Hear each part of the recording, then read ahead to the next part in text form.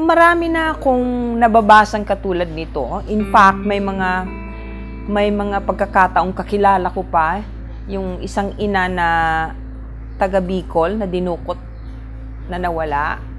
Ano siya, very vocal siya. Kasi I suppose he was against the government o may pinaglalaban siya. Tapos bigla siyang nawala. Maraming nakakita na siya ay parang dinukot. Nung una, akala ko buhay pa, pero pagtagal ng panahon,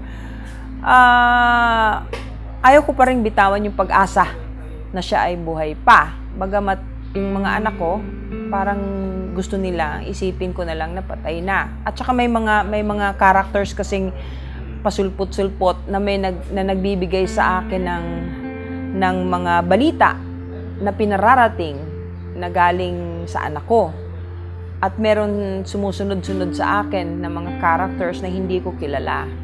So, very intriguing, very interesting. Kami kasi with my own experience, sa bahay po kasi sa amin, ang mga kasama po namin, kagaya nung yaya po ni Janine, she's been with us for 26 years already.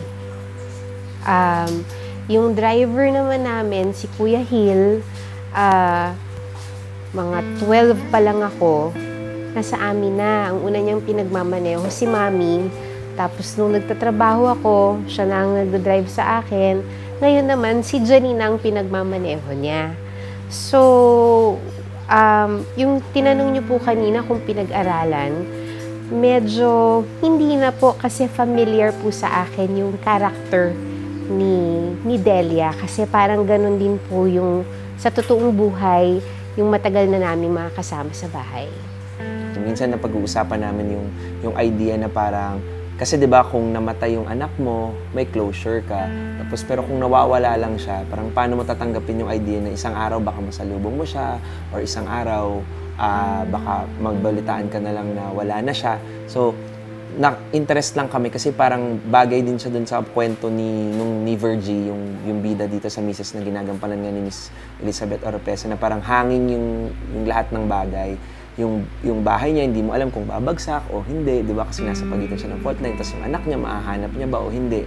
Or siya ba, aalis na lang siya dun sa bahay o magsistay siya dun because all of the memories na meron siya nandun sa bahay na yun. So, parang ganun. Pero personally, wala akong personal experience tungkol dun sa mga ano. Pero na-interest lang kami kasi parang napaka-rich nung ganong sitwasyon.